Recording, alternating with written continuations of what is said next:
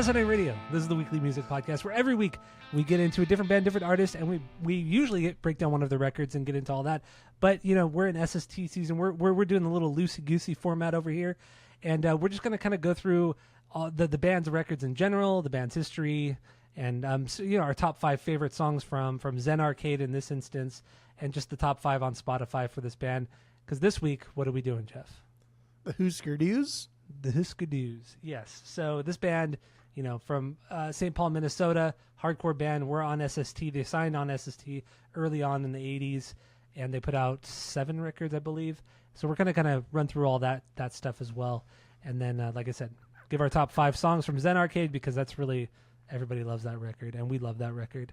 And we'll go from there. But we're going to start with intro. Finish the intro. My name is Tyler, and way out there, hundreds of miles away, is Jeff. While you're listening, go to Spotify, Apple Podcasts, give us 5 stars. If you're watching on YouTube, smash that subscribe button. And that's what I have for the boring intro. So I had to throw it in there. Pretty boring. But we're going to start with our origin story. Origin story of Hüsker Dü.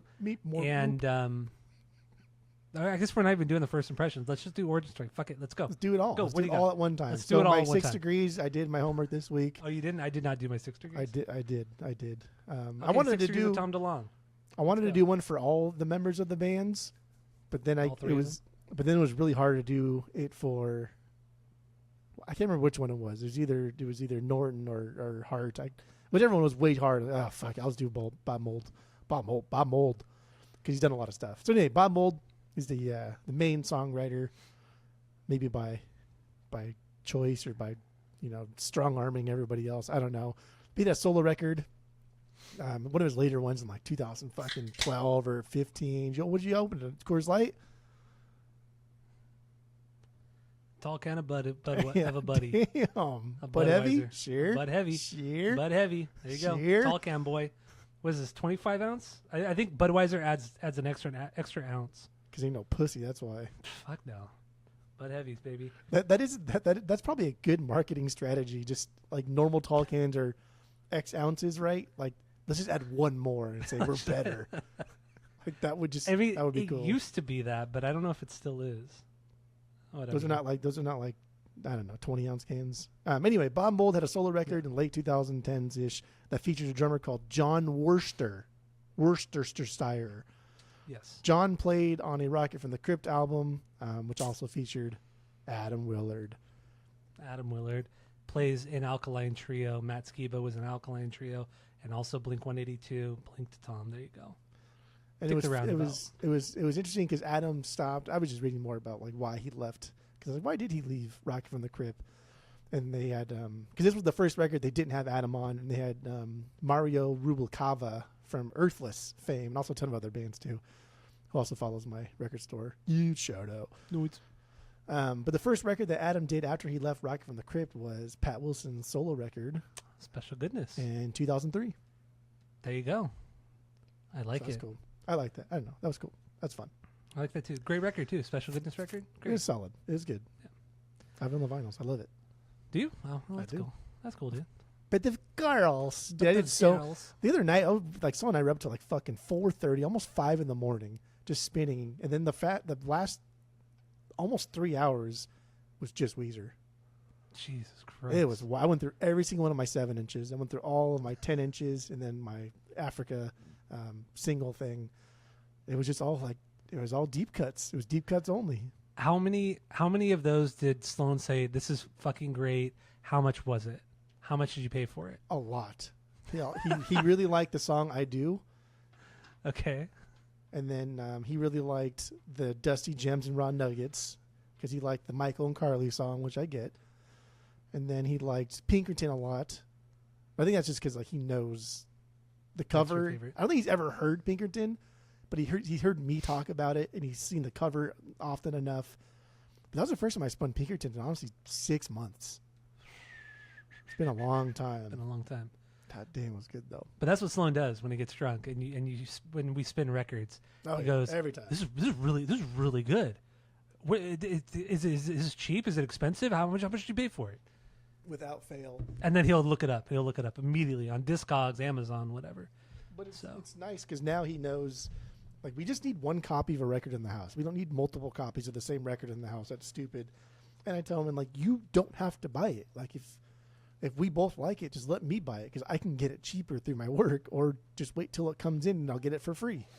Like, don't spend money on it. But then he always does anyway. Of course. Yeah. And then he buys a bunch of shitty metal records. That's true. He does. Yeah. But anyway, yes. What was your first impressions, right? Or no, Origin story. Origin story with Hüsker Dü. Honestly, I don't remember ever hearing I think it's called Hüsker Dü, but I will never say that because I don't think I've ever heard anybody talk about this band until I watched Joe Dirt. And in Joe Dirt, there's a scene where he's talking about fireworks with the other protagonist in the movie, Kickin' Wayne. And Kickin' Wayne's kind of like a Native American, but he wants to be a vet, so he's kind of timid and shy. And he's asking like what kind of fireworks he sells, and he's like, "Oh, I sell snakes and sparklers." And Joe Dirt's like, "What the fuck? Like, you don't have?" And he starts rattling off all of these names. He's like Black Cats, Kitty Chasers, and then one of the things he says, "Hüsker Dü's, Hüsker Don'ts." And like, I don't know why, but like that has always stuck with me as like the funniest fucking thing I've ever heard. And then later on, like, you know, getting into like high school and stuff, I realized that it was a band and they're making fun of a band. But I never listened to the band. And then fast forward again till we have my record store and we got Candy Apple Gray in. And my partner David asked me if I like Hüsker Dü. And I was like, I don't know. I've never listened to him. And he's like, you might like this one. Thinking that like I like punk music a lot and like maybe I like this alternative shit. And I fucking hated it. I absolutely thought this was the worst fucking, like almost the worst record. Later record for sure. It's their six. It's really, really popular. People fucking love it. I hated this shit. Yeah, I didn't. And so because of that, and we got like an original, like a clean original press in. And ever since then, I was like, okay, I'm not listening to Hüsker Dü. I don't care. I'm not going to do it. And then we did Minute Men last week, and we decided to do Hüsker Dü's, and I was like, yeah, this is actually pretty goddamn good. Their first stuff is pretty goddamn good. But yeah, Joe Dirt. Joe Dirt is your origin story. That's something, dude. That's something. Did you watch that clip? I did watch the clip. Yes, I did watch it. You sent me that clip of when Joe Dirt goes to the fireworks stand and talks to him, and immediately I'm like, so I kept thinking, why is this your origin story? And then like the last 30 seconds of the clip, that's when he says Hüsker Dü's and Hüsker Don'ts. I'm like, did you laugh? Okay, I didn't laugh. No. What is wrong with you? I've what no is the sense fucking? of humor. What is the matter with you? I laughed at some of the other names that he said. I don't remember what they were, but some of them were just so fucking stupid. Whistling bungholes, like that one? That one was funny, yeah. There was like two other ones too that were pretty funny. But yeah, but then a few people in the comments said the Hüsker Dü's and Hüsker Don'ts. It was always just like, because it's so dumb, and like David Spade and David Spade in that movie is just the best. I think it's better than Tommy Boy. I think it's better than Black Sheep. I think David Spade and Joe Dirt is the best. I mean, I haven't seen Joe Dirt. You haven't seen any of those movies. What are you talking about? You and I used to watch Tommy Boy all the time. Get the fuck out of here. You've never seen anything funny in your fucking life. Get the fuck out of here. All right. Origin story with me. I don't know. I mean, I've always known the name and the umlauts above the U's, but I over the years I've put on random songs and I've never really, none of them connected with me. I just didn't really care that much. I thought they were fine. It was just okay punk music. But this week, listening to all their records, and damn, dude, the first three records and the EP, fucking solid. So good. But yeah, that's true. After Zen Arcade, there's certainly a drop off where they just strictly become like a pop rock band. Not that they're bad, but it's just, you know, comparatively, it's just not. It's not as good as their first two records. Zen Arcade's their third, right? Yeah. Yeah. So first three records plus one of the EPs. Yeah. But in the end, yeah. So I guess technically, really, this week is my true record. Introduction. Is Zen Arcade their second? Yeah, Metal Circus is their second record EP. Yeah, but it's. I mean, we'll get into that in a sec. Like why it's only an EP and why it shouldn't be an EP. But yeah, anyway, that's my origin story. I've only heard a few songs prior to that, but it wasn't until this week where I really understood why people like this band, because this band, the early shit is really good. So I see why people like their later shit too, though. I do. Yeah, that's true. I have a lot of negative things to say about their later stuff, but I understand why people think it's better than it actually is. I think why people like the later stuff, the more melodic stuff, is because if you grew up listening to Hüsker Dü, and you were only into punk music or hardcore music, this would be like their later records would probably be your introduction to melodic punk or melodic hardcore or just melodic music in general. I really think that's what it is, and why people love those later records more, or they like them so much. So, just a thought. Just a thought. So, yeah, like I said earlier at the beginning of the episode, we're not doing this normally. We're not doing a proper rankings. We're not doing a proper album breakdown. It's SST season, so SST bands for the next several weeks, and it's a very loosey goosey format. So we're just gonna kind of run through, don't you? Like just like we did with the Minutemen episode last week. We're just gonna kind of run through all of their records. We're gonna go chronologically, and then fun facts about the record, the band, history, all that kind of stuff. Might be a shorty episode. I don't know. We should go latest record to earliest record. Get all the dumb shit out of the way. End on a high note. Yeah. Okay. Yeah. Let's do that then. Let me scroll down, dude. So and then also at the end we're gonna do our top 5 songs off of Zen Arcade, as well as we're gonna kind of talk about the top 5 on Spotify because they kind of range between several of their records. So let's start with their last record, their 7th record from 1987, Warehouse Songs and Stories. Just a little backstory on this record. Mold and Hart, they hated each other, or there was a lot of tension within the band. There was a lot of fighting, a lot of drug use, a lot of alcohol, and yeah, just kind of a shit show with this record. And it kind of shows because this record is not very good, right? No, this is my least favorite. Like when we ranked them, this is my least. Yeah, this is my least favorite. Way too fucking long. And like, dude, they did like the Billy Corgan thing. They went over Norton's bass parts and re-recorded them without him knowing. And they're like, yeah, fuck it. I'll do whatever the fuck I want to do because I just don't like what you're doing there. Even though they told him what to play. This record is way too long, but it is wild. It's a wild concept. It's kind of cool, like in theory, but it's just the same fucking thing as Candy Apple Grey. Just longer and more bloated. I don't like this. With just like mediocre melodic hardcore.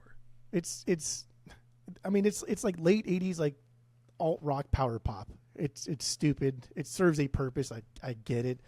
And I think the Hüsker Dü's, Hüsker Don'ts are incredibly important to alt rock in general as well as grunge.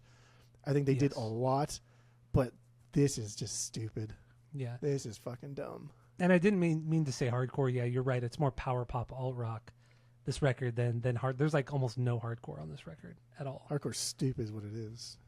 This record's dumb. This was tough to fucking get there. I had to listen to this one twice because I was like at my shop. If I really don't like something, I will just go and actually work.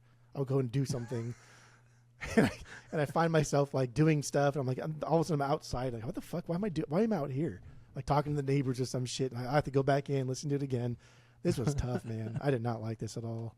And yeah, dude, all they do is fucking bitch the whole time. They're competing for writing credits, even though Mold made it very clear, like, you will never get any more than 40% of the writing credits for any of our records. And it's like, dude, what the fuck? Yeah, but that started like on Zen Arcade, I believe it was. That was the reason why they started putting writing credits more specifically on Zen Arcade and beyond, because they wanted recognition for each of them. And they both have their own distinct writing style, which is cool.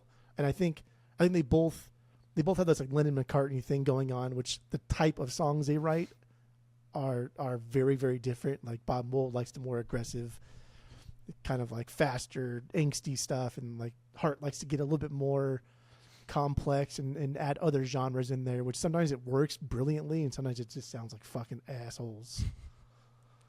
Yeah, and just so you're aware, Grant Hart is the drummer, one of the main songwriters. Bob Mould, I don't know how to pronounce his last name. He is the guitar player, also vocalist, and he writes a lot of the songs as well. And then Greg Norton was the bass player. This band, only 3 guys ever in this band. The band they were only around for 9 years, but really they put records out within 6 of those 9 years. Very, very short-lived band, and they never ever got back together. They never played a one-off show. They never did anything. It never really seemed like after the band there was never I never read anything like there was any animosity between Hart and Mold, even though like while they were in a band, there was a lot of shit going on. But after the fact, I never read any issues with them.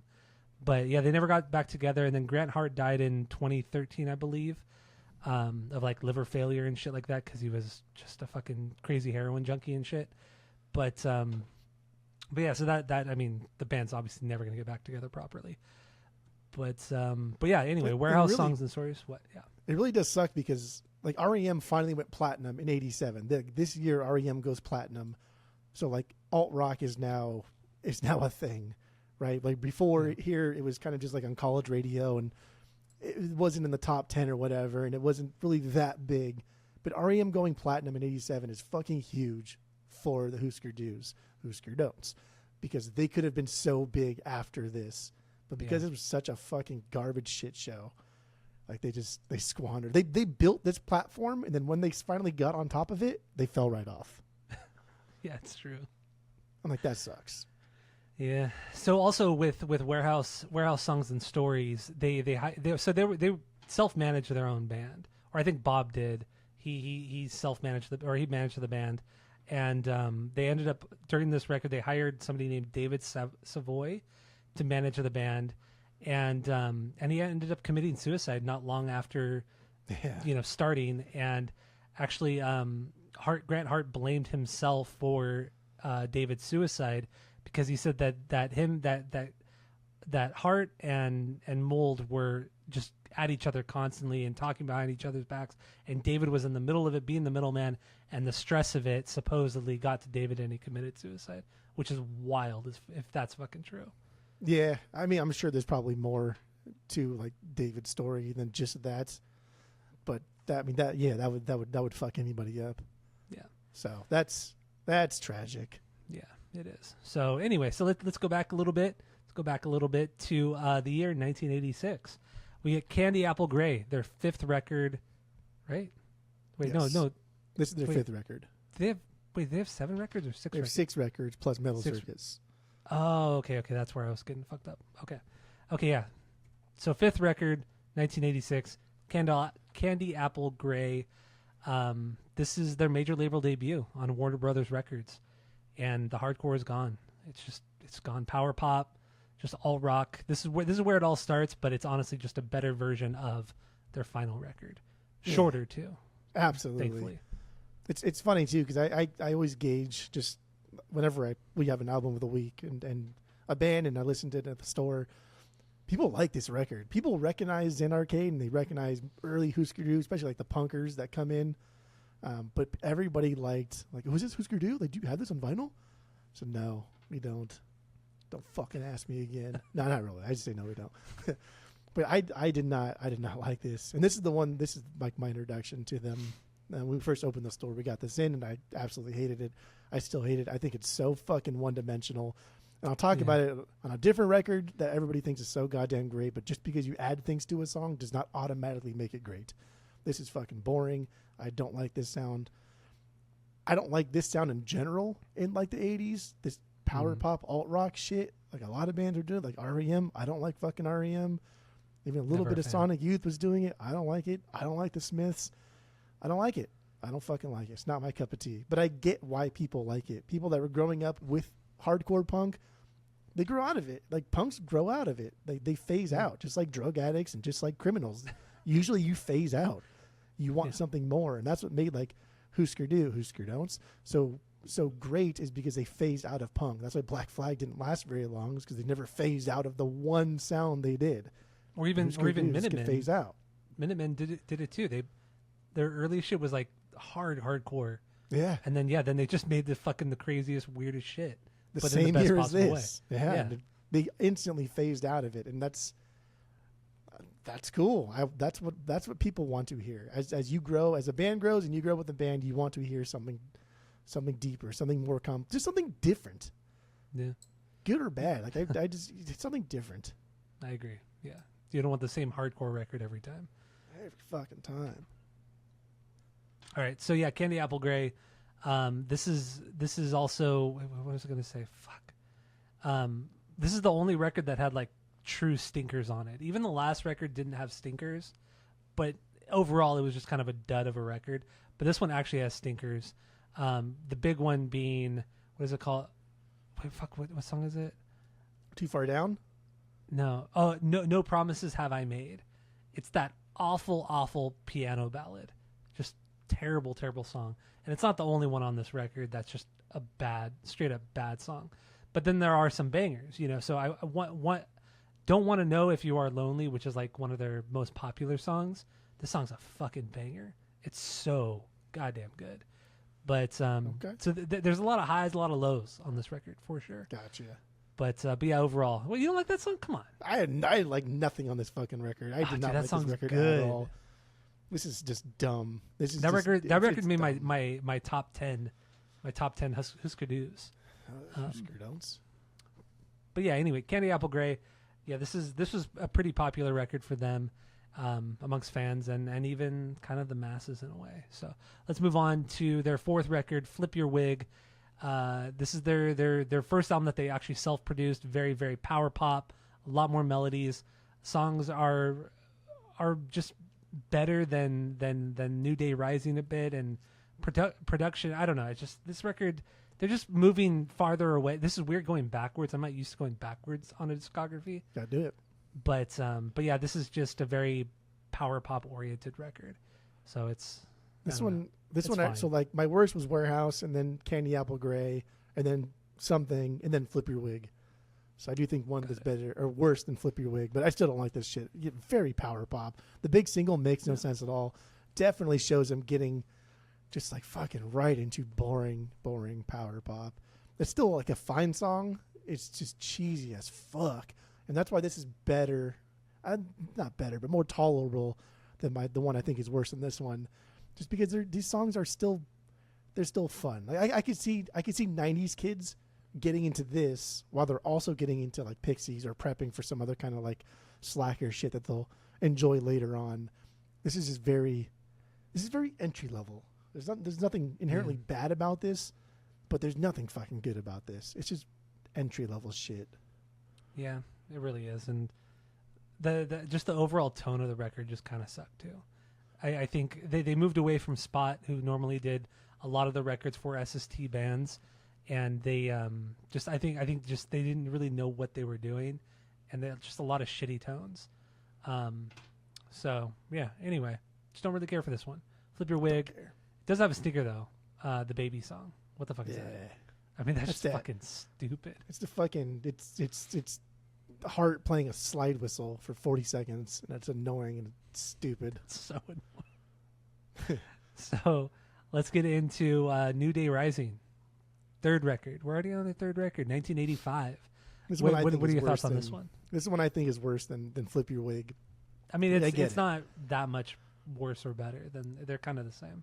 I put it here because everybody's just saying, "Oh my God, look at they're getting," because this is coming off of Zen Arcade, so like, "Oh, look, they're getting more deep and more complex." And I'm like, dude, just because you fucking add harms into a hook doesn't automatically make it better. Just because you dub in extra guitars into a part doesn't automatically add depth to it. Like, no, what they did here was just like a bunch of kids adding layers for the sake of fucking layers' sake. There's nothing to it. It's stupid. There's no like intention or perceived outcome. It's just, let's just waste fucking time and let's just waste money. Yeah. And it kind of just bothered me. It bothered me more that people think this is like their best record. But it's not. That's false. And like I said, this is the last one produced by Spot from SST, and the guitar tone terrible. Like he used some like flying V, like Ibanez flying V, some shit like that, and it just sounds like trash. It sounds like a practice amp that you had when you're 12 years old. That's really what it sounds like. Just absolute garbage. Also, Mold was absolutely, he was wasted during these sessions. Yeah. He could barely play some of the songs. They had to do several takes of some of the songs. But even in the end, they didn't pay. This record didn't cost a lot of money to make. But yeah, he barely held it together.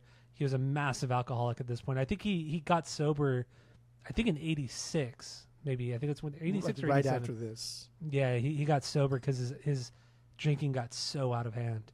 But yeah, in the end, this record's just slower, more melodic, but not in a very good way. I just think it's just boring. Honestly, I felt this album was boring. It is boring, and I don't think even on the album of the week, I don't think their lyrics are I don't think crazy introspective and deep and wild and everything. But like people think that this record, New Day Rising, they have like deeper lyrics. And I was reading some, I'm like, not really. These are very superficial stuff. Not that superficial is bad, but there's nothing. I don't know. There's nothing like cunning about it. There's nothing witty about it. Witty's a better word, not cunning. Cunning's like a pirate. There's nothing like witty about these lyrics. There's nothing deep. It's just face value, and face value's fine. But the songs, I don't know. The songs suck. This record's not good. No, it's not. It's not. All right, we good with New Day Rising? These are all like fucking ones, dude. I would rank all of these ones. Yeah, I would too. Like straight up ones. And when we say we rank it 1, we have a 3-point rating system where 3 is a perfect album, 2 is a good album you're going to continue to listen to, 1 is a bad album but give it a shot, and 0 is the worst thing you've ever heard. So, I mean, it's not good, but give it a shot. That's what we have for New Day Rising right here, which I agree with. I'm with you on the ratings here. So. All right, so let's get into their second record. What? I choked and almost died. No, that's fine. So let's get into Hüsker Dü's second record, Zen Arcade. This came out in 1984. This is kind of a double LP. It's a longer record, 25 tracks, or that they recorded. The band recorded 25 tracks, but I think there's 23 on the record. But yeah, this is a big one. This is a very popular record. Some say this is the one of the greatest hardcore records and one of the best punk records of all time. And I wouldn't say it's the greatest or one of the greatest. I'd put this in top 10 maybe, like objectively, like one of the best punk records of all time. But this wouldn't hit. Are we doing this now, or are we just going to finish up the other two and then come back to Zen Arcade since it's the album of the week? I mean, we're not really doing an album of the week. We're just kind of doing SST season. So all the fucking notes that I had here, we can go back. We can go back to Zen Arcade. I mean, that's fine. We can go back to Zen Arcade. Okay, that's what we'll do. I mean, this is new territory for us. Loosey goosey. Loosey goosey. You love that loosey goosey thing. Loosey goosey format is throwing me off. So we'll get back to Zen Arcade. We'll get back into Zen Arcade because just throwing a little bitch fit right now, but that's okay. I almost just fucking choked to death. Because you're a bitch. You ever choke good and like your eyes water? Yeah, I have done that. It's good, but not often because I'm not a bitch. I'm not a bitch. I'm not a bitch. So yeah, Zen Arcade, great record. But we'll get deeper into that as soon as we get through the other records, EP as well. BP. Metal Circus EP, first EP. 1983. That wasn't a live record, live EP. 1983. This is just 19 minutes of just fucking great hardcore, melodic hardcore. Has a little bit of both. This is my favorite thing the band put out. I really like this record or this EP, and it's only 21 seconds shorter than their first record, which everything falls apart. This technically should be a record, but. Anyway, Metal Circus is my favorite. Where would Zen Arcade rank on your... Dos. That means 2 in Spanish. That means 2 in Spanish. Of course, you're the punker kid, so you have to pretend to like the most punk thing they put out. Dude, honestly... So I get it. I had Zen Arcade as my number 1 for all week, but then I listened to that and Metal Circus today, and Metal Circus is just better, man. Just more concise. It's a little bit more amateur. The same. Everything's very basic. But yeah, it is better, for sure. For sure. I get it. Oh my god! All right, so what do you think of Metal Circus? What were your thoughts on this one? This is a little bit more obnoxious in the sense that they're trying some new sounds, some new guitar tones, but overall, I'm still like choking a little bit. It's still in the back there, but overall, still a killer set of songs. It's not long enough to do anything great, and it's not long enough to like fuck itself for being too repetitive. It's an EP, like it. I think both of their first records should be EPs because they're not long enough, like I said, to do anything fucking horrible. They're good. There's nothing bad on this. I think a couple songs here had some more kind of like pop melodies thrown in there, like It's Not Funny Anymore had one. But other than that, like I mean, Diane was the big song that got them airplay and got them a lot of recognition within the scene, and not just like the hardcore scene, but also like radio, like college radio. Like people picked up on Diane, and that was a big one. That was my least favorite song on the record was Diane. Really? Oh. Yeah. It's just like it's just the most like pop of the songs. It's endearing and it's cute and stuff, but it's just very it's going in the direction I don't want them to go in.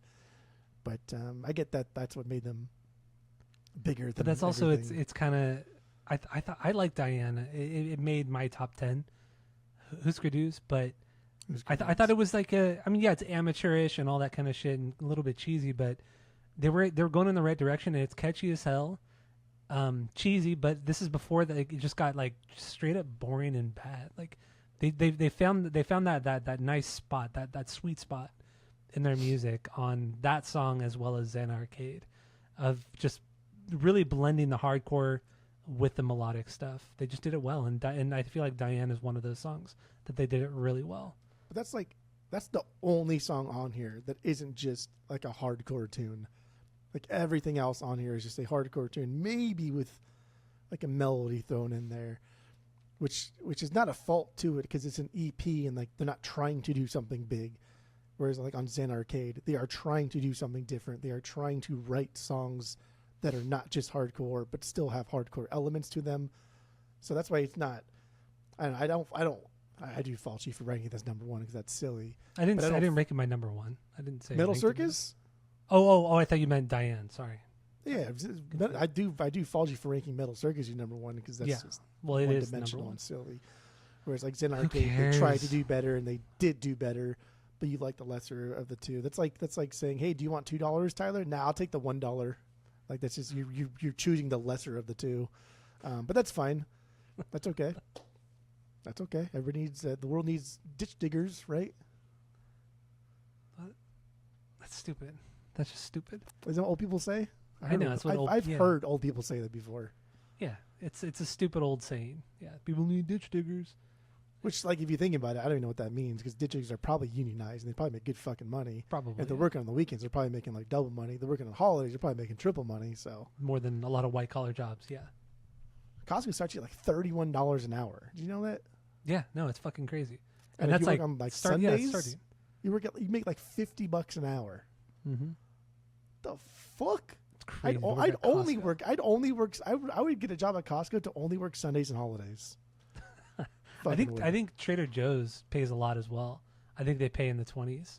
That's crazy. Trader Joe's. And Tammy's like, I would love to work at Trader Joe's. They're so nice. She's like, you should quit, Ty. You should quit your job and just work at Trader Joe's. Like, why don't you? I don't know. I don't want to work at Trader Joe's. It's so close. I could ride an electric bike if I wanted to. Where's Trader? Oh yeah. Up at the end of Kellogg there, in Yorba Linda. You can take Imperial Highway. I don't know. I can just take Kellogg all the way up. Oh yeah. Well, you got to go through the hills though, right? Well, yeah, but you can't ride a bike on Imperial. You can. And plus Imperial's all because then you take Imperial up, then you have to turn right on Yorba Linda, then all the ups and downs and hills. It's way farther, way more hills. No, that's true. You don't know Orange County. You don't know Yorba Linda. I grew up in Orange County. Okay, I know Orange County better than anybody else in the world. But you moved out 7 years ago, so it changed everything. Everything's changed. Oh, all right. So yeah, Metal Circus EP from Hüsker Dü's is great. I dig it. I really like it. So let's get into their first record real quick. Everything Falls Apart from 1983. This is technically their first record. 19 minutes, 12 songs, just straight hardcore, just straight fucking hardcore. No, nothing really melodic at all. Just a punch in the face the whole time. I loved it. I loved it. It was good. It was fun. And I like just because it's not like melodic, right? It's still not just like Circle Jerks. And I've really come to dislike that first Circle Jerks record because it's just it's just fast for the sake of being fast, and it's only iconic because it was early on, and I just don't think it's very good. I think this is so much better than the first Circle Jerks. I think it's so much better than that first Circle Jerks record. It's definitely better. Yeah. So and I have that first Circle Jerks, so I get the sound vinyl too. I purged that shit fucking mad quick. It's not good. It's just not good. It's a good solid hardcore record. No, it's not.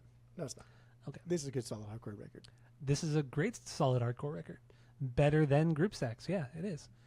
So All right. Everything falls apart. Yeah. I mean, there's really not much to say about this. It's just straightforward hardcore. So let's hop back to Zen Arcade. Get into this concept record. 23 songs. 25 songs were recorded for it, but 23 made the record. And I think it clocks in just over an hour. And this is a record that we did mention on the Minutemen episode because they put this record out just as Minutemen were recording Double Nickels on the Dime. And they, at the time, Minutemen only had 20 songs written, and they're like, we got to write more songs. So this Hüsker Dü record is fucking amazing. The Zen Arcade is amazing. We got to write more. And they wrote 25 more songs. And then we get Double Nickels. So that's cool. Or Double Nickel. But Zen Arcade. Well, it's funny because, like, Minute Men think they were competing. Like that's how they wanted it to be in the beginning. The Minute Men thought that like it was a competition between them and the Hüsker Dü's, Hüsker Don'ts, but it wasn't. Like Hüsker Dü did not care at all. But it's cool because it pushed them to make a double album, and like the Minute Men record never feels long, and Zen Arcade never feels long either. Yeah, it never drags. There's enough stuff in each side of Zen Arcade to keep it fresh. There's enough variety. Just like the Minute Men stuff, just like the Double Nickels. Yeah, I think you're totally right.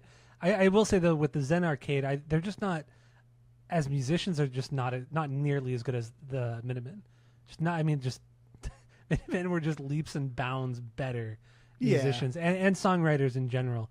So the moments on Zen Arcade, the interludes, the piano stuff, they're not terrible, but damn, dude, they're kind of filler, kind of filler, for sure. But there was a lot on Double Nickels though that, I mean, it's a purposeful attempt at being a double album, that long fucking record. So there's gonna twice as long as this record as Zen Arcade. So like there's gonna be times where you're like, okay, this is a filler song. You don't need this song, or you don't need this song. But like it was a purposeful attempt at doing that. But yes, there's a lot of filler on Double Nickels. Good filler, and I think there's a lot of filler on here, which is good filler. You think the filler on Zen Arcade's better than Minutemen, than Double Nickels? Come on, I never said it was better. I just said that there's filler on both records, and it's both good. It's good filler. You can have good filler and bad filler. All of the Deftones is bad filler, and there's a lot of good filler on Zen Arcade. Why do you have to bring Deftones into this? Because that's a perfect example. That's a perfect example. Perfect example. That's a perfect example. Why does example sound like diaper? Example. That's a perfect example like of all bad filler. Fact. I don't make the rules. Yeah. So a little bit of background on this record. 25 songs, like I said, all but 2 of them made the record, and also. They were all first takes. All of them, but 2 of them, I think, also were all first takes. Wait, are there 25 songs? Now I don't even remember. Fuck. There is 24. Is there 24? Okay, well, anyway, 25 were recorded. All but 2 of them were done on the first take, which is crazy. The entire album was recorded and mixed in 85 hours. And they said that it was mixed all in one session, and which is fucking create a 45-hour session. So the first 40 hours it took them to record all of these songs. First take, very little overdubs, but yeah, the mix took just a little bit longer than the actual recording, and it only cost them $3,200. That's it, baby. I didn't look at I wonder what that is in modern dollars. Wait, in 1984? Yeah, it's probably still not a lot. Less than 10,000. So it equates to 10,000. No, you're right. Just under 10,000. $9,949.51. That's what $3,200 in modern dollars is. Yeah, I mean that's still like if we were doing this pod and like Turnstile said, we did our whole record with $10,000. We'd be like, damn, it's so fucking cheap. It's true. Yeah. Like that sounds even cheaper now than it did back then. Like even if some does, band like this did it for $10,000, that's more impressive. 25 songs, 3,000 back then. 25. That's a lot too. What is that like 250? No, not even that. Like $175 per song. Let's just say, give or take, like mix and master, or recorded, mix, and everything, like $150, $175 per song. That's pretty cheap. Honestly, they got a bargain. They got a bargain for Reoccurring Dreams too. That 14-minute epic banger. That is true. It's 14. Intergalactic Kegger. Yeah, that's that would have been my 1B had we done a normal B episode. The normal rankings. That was my biggest banger. All right, that's fine. It's not my biggest banger, but is your biggest banger the one with Dez? What's going on? Was Dez? No. Wait, what is my biggest? Fuck. No, actually, what am I thinking, dude? I was looking at the wrong thing. The wrong thing. Reoccurring Dream. Yes, is my number one banger. Is it really? The 14-minute. Oh, the 14-minute epic. Good girl. Is my 1B. The instrumental. It's all instrumental. No vocals at all. And I guess we'll talk about the song real quick. Right? It's a fucking ride. But they introduce it earlier on. So okay, I guess we should backtrack. That this is supposed to be a concept album, and it's about some guy who runs away and tries to find himself. Who cares? I don't really give a fuck. Because and then he becomes a junkie. His girlfriend dies. A lot of things happen. The girlfriend dies, and then he's distraught. Whatever. He comes to terms with it, and then he wakes up from a dream, and everything was a dream. He joined the military, but not every song is even in line with the theme. So like the whole concept album is kind of lost because like the first like 3 or 4 or 5 songs are, but the next like 4 aren't, and the next 2 are. Like it's just, I don't fucking care. The point of it was to open up with something that goes along the lines of the concept and then close it out, but then also have like these little like interludes where it teases the outro, right? So like we get occurring dreams reoccurring first, and it's a small, and it's like a minute or whatever it is, but it sets up reoccurring dreams later on, and I think that's like my favorite part of the record is that little. This is both instrumental, but that little like minute thing where it sets up the later part in the album, because when it first hits and you're like, oh, that's pretty cool. And remember, because I was at the gym listening to this with my cans on. And then I ended up walking home because oh, this is pretty fucking good. So I'm just gonna walk home. And the weather was nice. It was crisp, like 102, 103, not a big deal. And then I was like, oh, that was a good part right there. And then like by the time I was getting home, like Reoccurring Dreams happened. It's like, dude, this is fucking so good. I think that's when I texted you. I was like, this is fucking really good. Yeah, I remember you texted me that. And I was just like, I was really, really blown away. Even though I was already kind of blown away by this whole record, I really, really did enjoy this whole record. So, yeah, Yeah. And so Reoccurring Dreams to me, I don't know if you picked up on this, but the entire song sounds like the busy part of the Boston song Foreplay. Yeah, where everybody's just kind of fucking going crazy. There's like that part in the song in Foreplay, but maybe like 45 seconds, a minute of that song where it bum bum bum bum bum bum bum bum bum bum, and everybody's just kind of going crazy. Yes, that is this song. Yeah, before the second half of that song. But this is like 14 minutes of just that busy part of Boston's Foreplay, but with a little bit more ups and downs. Like it has kind of a loud, quiet dynamic. There's some wonky solos and shit like that.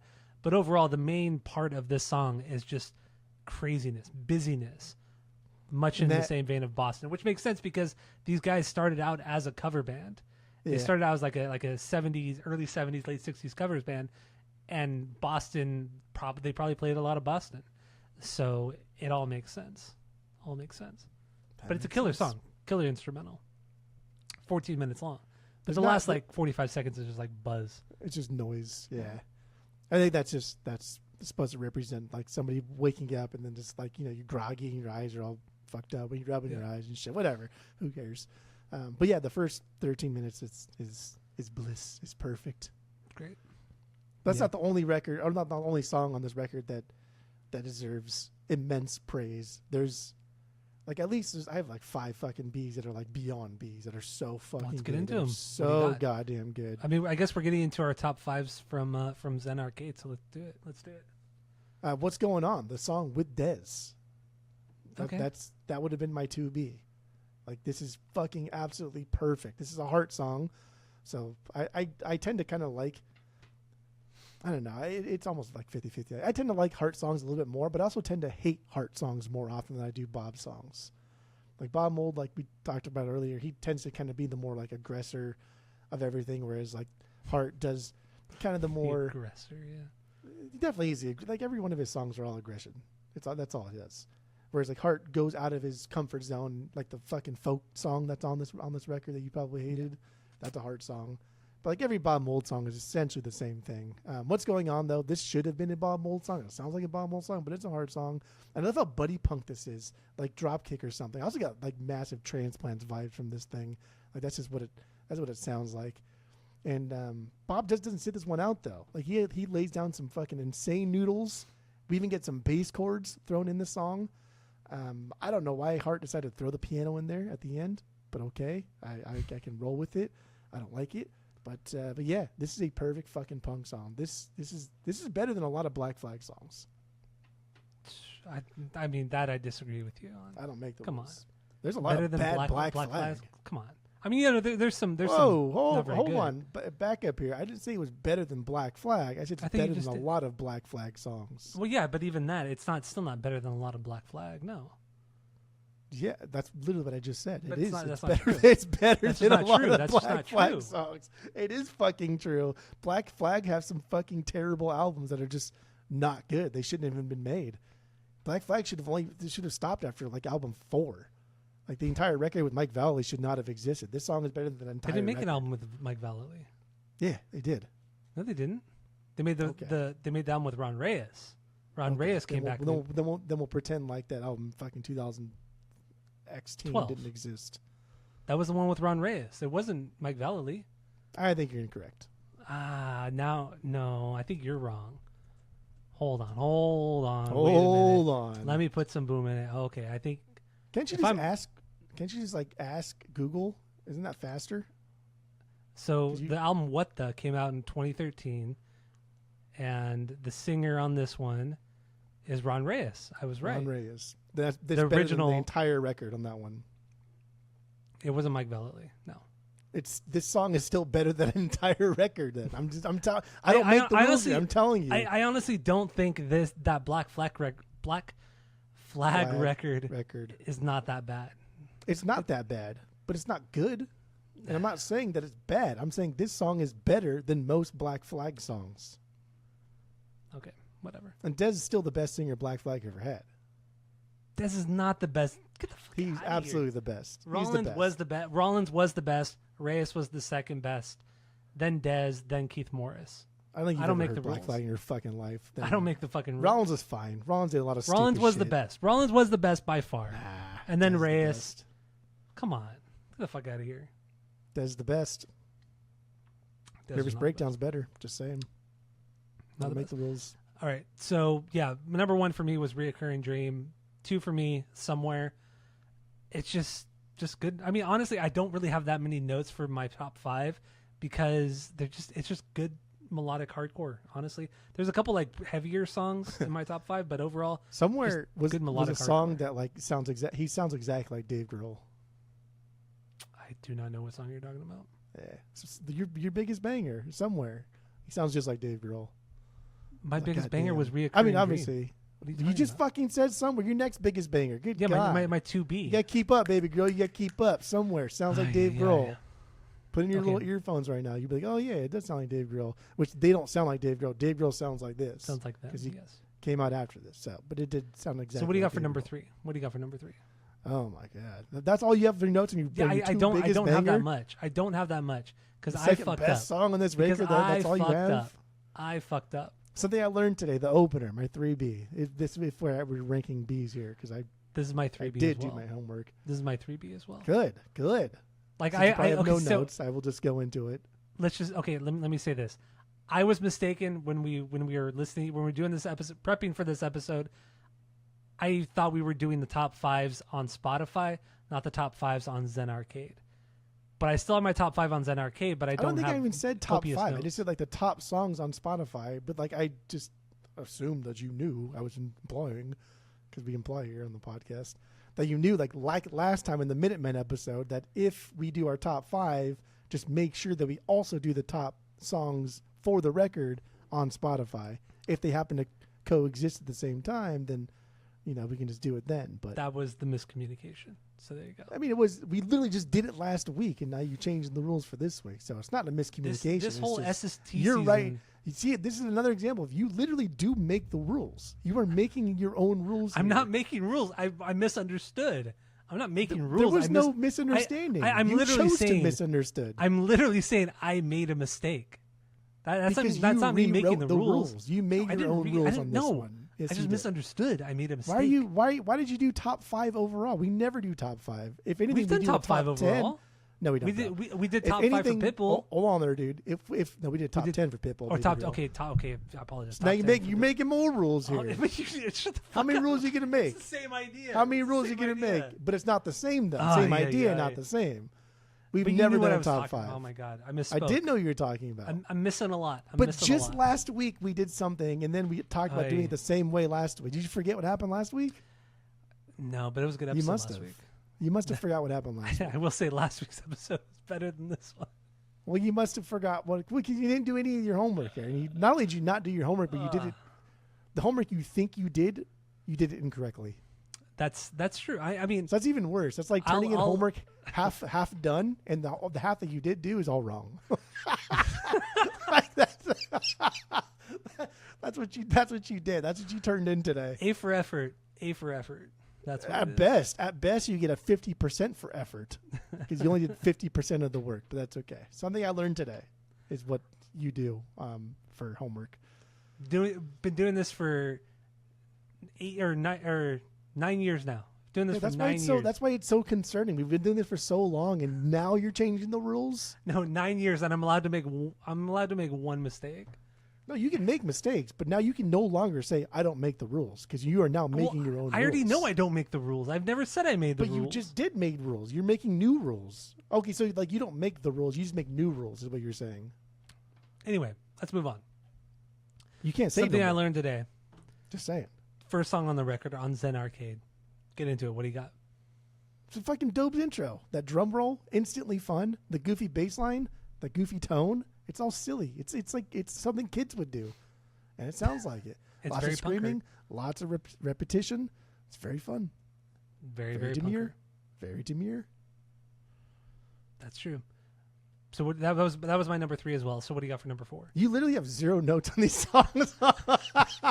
outside of Reoccurring Dream, I told you I fucked up. I honestly made notes for the top 5 on Spotify. That's I made okay. Lyric notes. I made music notes on the top 5 on Spotify, but I didn't make it for the top 5 on fucking Zen well, Arcade.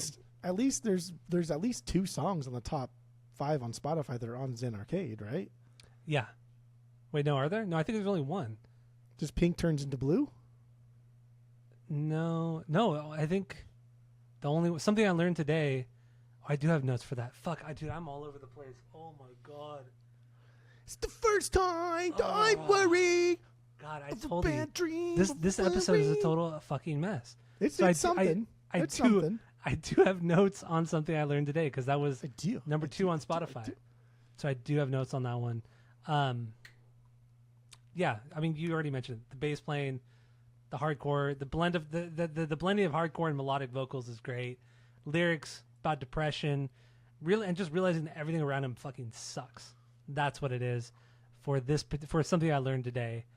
But yeah, that's what I got on that. So yeah, I did do notes, like I said, for the top 5 on Spotify, but not all the top 5 on Spotify are on Zen Arcade. Actually, 2 of them are on the same record. Or 2 of the same songs, I should say. It's like so you didn't note for Candy Apple Gray fucking songs? I did, yeah. Because I misunderstood. That's something I don't want to talk about. All right, continue. That's okay. There's a lot we can talk about the legacy of this band and like how like Nirvana existed because of this band and how how Green Day existed because of this band, how much praise this band gets from everybody, and how you could say like these guys branching out from SST and eventually getting signed to a major label helped like Sonic Youth get signed to a major label, which helped Nirvana get signed to a major label, which helped the grunge movement explode into the early 90s. So like you could you could like have like a linear thing where like, oh, Hüsker Dü is part of that, and not just because they were around to begin with, but because they directly inspired all of these bands. Remember we talked about in the Pixies episode when like Kim Deal for Pixies, she answered an ad for you have to like Hüsker Dü's, Hüsker Dü's, and who was the other one? Hüsker Dü and somebody else, some other fucking remember. Like Donovan or something. I don't remember who it was. Wasn't Donovan. Who was it then? I have no idea, but it's not Donovan. Come on. Hüsker Dü covered Donovan. What do you mean, come on? It's not Donovan. It's probably Hüsker Dü and Sonic Youth. That's probably what it was. Oh my God. Now I'm going to look it up. But either way, I have no idea. I'm so lost right now. I'm so lost. It's I Peter, completely Paul, and understood. Mary. Get the fuck out of here. Oh, that's completely different from Donovan. How are they completely different? They both Aren't play they? essentially folk music, melodic folk music from Wait, like I the thought 60s Donovan and 70s. was. Who am I thinking of? I thought Donovan was way later, like more rock. Donovan does like they call me Mellow Yellow. I really thought Donovan was later. Yeah, it's not that. So Kim Deal answered a ad for the Pixies saying, looking for a bass player. If you like Peter, Paul, and Mary and Hüsker Dü's, then come hit us up. And that's the birth of the Pixies. And then like Billy Joel has said numerous times, you can see a lot of similarities between the story of Zen Arcade and then there's a lot of it in American Idiot. There's a lot of parts that are like identical, and Billy Joel has been he's not hiding the fact that he took a lot from not only Hüsker Dü's but also Zen Arcade in writing American Idiot, which is cool because I think American Idiot is great, and I also think Zen Arcade is great. But yeah, there's definitely an argument for like Hüsker Dü paving the way for the popularization of grunge, Which especially I agree with. Yeah. especially like alt rock getting onto like more radio play, because again like these guys finally made it onto the Billboard, or not the Billboard, but they're finally like breaking into like the top songs in this era of the 80s. Was 84. So like Prince is dominating, fucking Bruce Springsteen is dominating, and like Hüsker Dü's. Like that's they were wild. also, I mean, they were pretty big on college radio. I mean, because blending the hardcore and melodic stuff. But they're not Bruce Springsteen big. They're not Prince but no, big. no. But what, you know I, what but I mean? what I'm Like, saying that's is like, crazy. no, they were breaking into the college radio and all of that, and then that eventually led into the REMs and what we saw Pixies and later alt rock and all that kind of shit. So Hüsker Dü, yeah, absolutely, they're massively influential to the next 20 years of music. I mean, bands that we love, absolutely love them. The guys in Blink love this band. Omar and Cedric from Mars Volta at the Drive-In love this band. They've said that there would be no At the Drive-In had there not been Hüsker Dü. It's just this band is influenced. Nirvana. I mean, just so many fucking amazing bands that were more influential than Hüsker Dü were influenced by Hüsker Dü. So, which is fucking wild to me. It's fucking wild. And I mean, just compounding on how influential and kind of like cutting edge this band was, right? Bob Mould, openly gay. Heart, that's another thing openly too. Bisexual. Like, that's fucking crazy. Like, you're signed to SST, you're playing the same kind of concerts that Henry Rollins goes to and openly fights fans and gets bottles thrown at him and wants to like kill people, and there's blood everywhere, and it's highly machismo.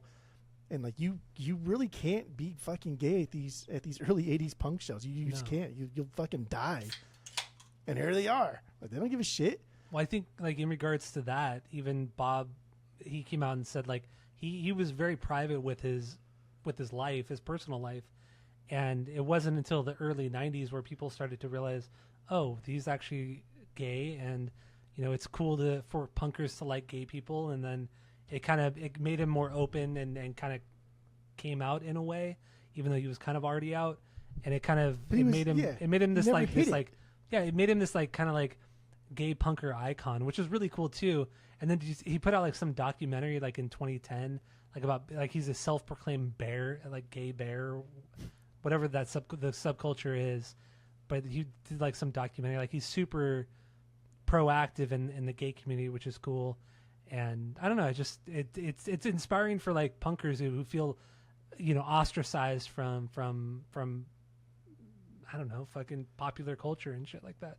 Maybe it's not like that much anymore, unless you're in the Midwest. It's inspiring because it like you don't. it's not like, oh, this is a gay rally and you have to be gay to enjoy these shows. It's more like, no, I just don't have to be a douchebag to enjoy these shows. I can just be a normal fucking person and not go there to fight. And like he was never like outwardly like Elton John about older dude about like being gay, but he never hid it. Like there's countless pictures you can see online where he has his arm around like multiple guys and it's the same guy over and over and over. And I always like think of Rob Halford in these situations. Whenever it really came out when Rob Halford was gay, and he's like, "What the fuck are you talking about? Like, I never ate it, but I wore assless chaps for the better part of my career." Like, are you fucking stupid? That was like the biggest thing was that Judas Priest were the ones to popularize the leather stuff, the spikes, the fucking really kind of leather daddy thing, but never making it sexual. But that's entirely what the Judas Priest image was, or Rob Halford's image was the gay community, and it didn't come out until the 90s when he actually came out officially, like in public, and then people were like, "Oh shit, I was doing a bunch of gay shit in the 70s and 80s." But he said, "What did you people think I was wearing? Yeah. Why did you think I wore leather? I didn't wear leather because it was cool. I wore it because I was gay, because it was fucking funny, and I saw all you people wearing it, and you had no idea." He's a leather daddy. That's what it is. Fucking leather. Leather's stupid. Leather is the worst. It's my least favorite material. I think corduroy is probably my favorite material. Corduroy is nice because it's soft. I like corduroy. But leather, like it's like instant sweat. Leather sucks. Leather seats are terrible. I hate leather anything. It's awful. But anyway. Yeah, I'm not a leather. I'm not like leather. Anyway. Not a fan. I don't know. This has been a mess. That's of an it. episode. That's all we got, dude. We don't have much. And also like even a lot of their lyrics too are very like gender ambiguous, right? So like that should also tell you that these guys aren't your typical like punker. A lot of their songs don't say like he or she. Yeah. It'll say like they, them, or like it, or whatever it is, whatever genderly ambiguous word you can throw in there. Gender neutral word you can throw in there. So I don't know. That's cool. I honestly though, like this band, like outside of their music, is not very interesting. No. And I tried to watch the Heart documentary, and I literally got like 10 minutes into it. It's like, fuck, man, this is not interesting at all. You are not interesting people. I am sorry. And you kind of tell, like after this band ceased to exist, like Bob Mole's the only one that did like 20 solo records, but like none of his solo records ever featured like a guest that was like, holy shit, like fuck yeah, you got like, you know, Dave Grohl to go in there and play drums on this. Like it's boring. Mm-hmm. It's just boring. So I don't know. I mean, Grant Hart put out some records with random bands, and then Greg Norton, the bass player, he joined a band called Porcupine. The band sounds so familiar. Not Porcupine Tree. Oh, you're right. That's who I was thinking. Not Porcupine Tree. Not the badass prog bands, no. I really thought like the prog band Porcupine Tree. Oh, that makes it way less cooler. Yeah, I know. Makes it's it not way cool less cooler. Oh, and I, like even like during my, because I really try to do the degrees of Tom DeLonge.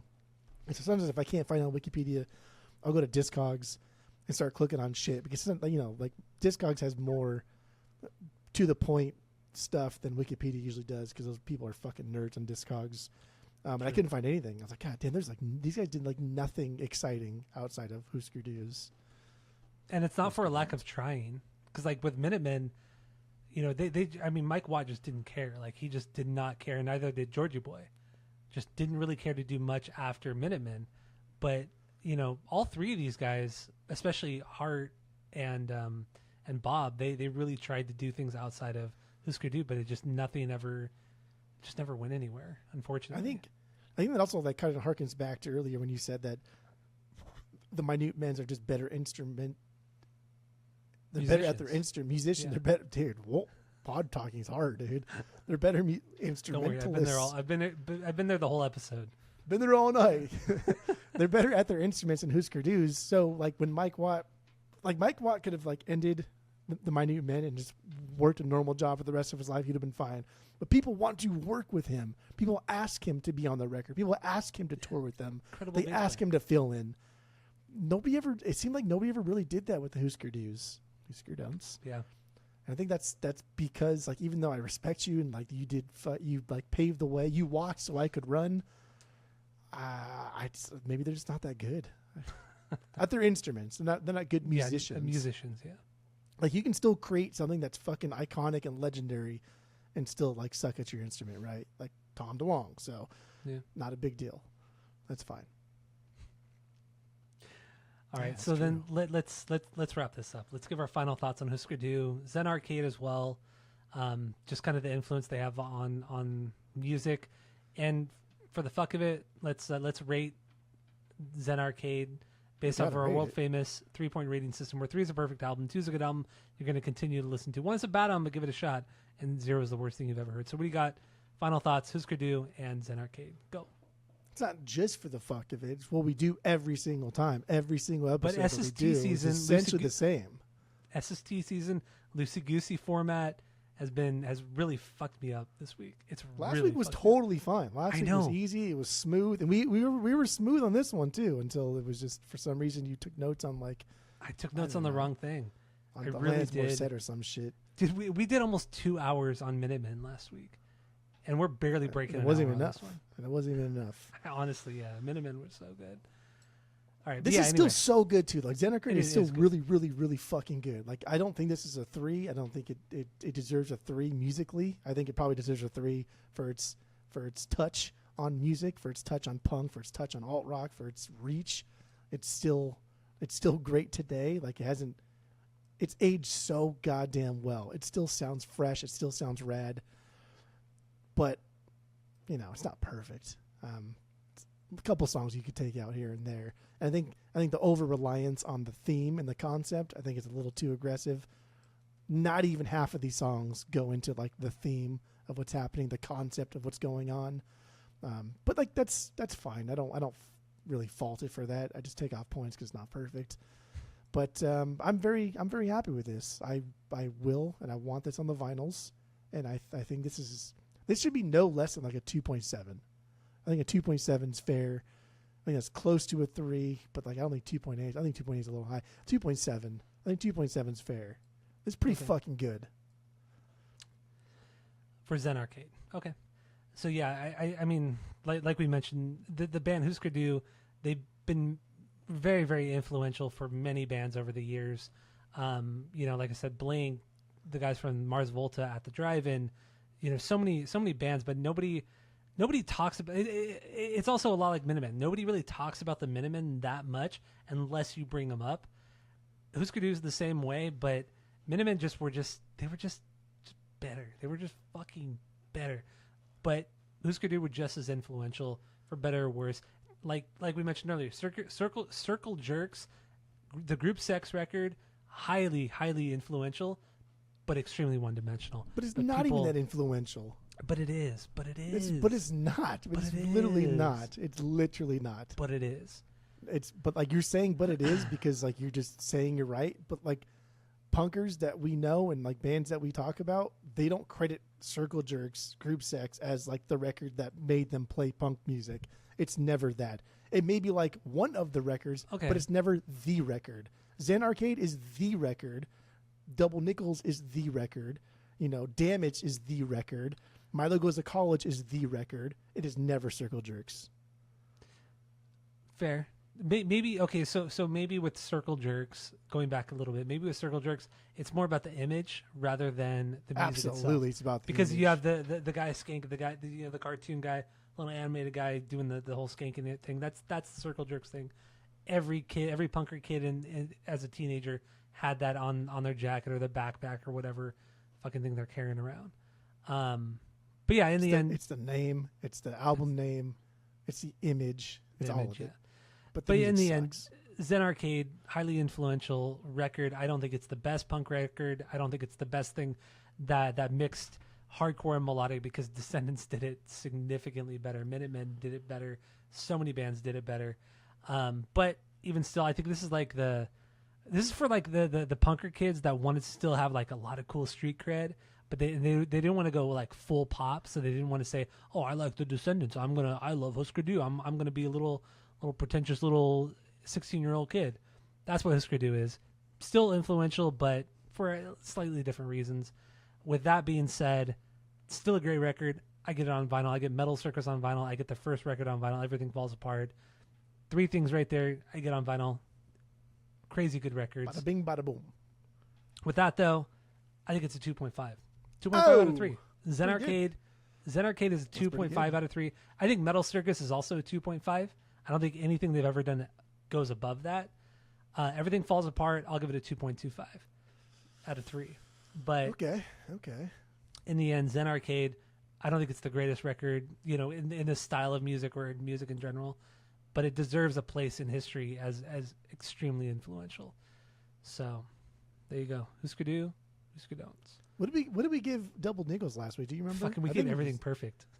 No, it was not. No, perfect. we did. No, we did. I don't think it was a perfect. Dude, I think even the AI generated chapters, I think the last chapter said something about like everything being perfect or some shit like that. No. I think we gave Minutemen, I think we gave Minutemen and Double Nickels a perfect 3 out of 3. I have to go listen again. We'll just see the end part. Yeah, I think we did. Oh. But I don't know. I guess the dogs Somebody's are barking. home. Renee's home. So thank you all for listening. Go to Spotify, Apple Podcast. Give us 5 stars. You watch it on YouTube. Smash that subscribe button. Thank you all for listening. And that's it. That's all. Fucking dogs.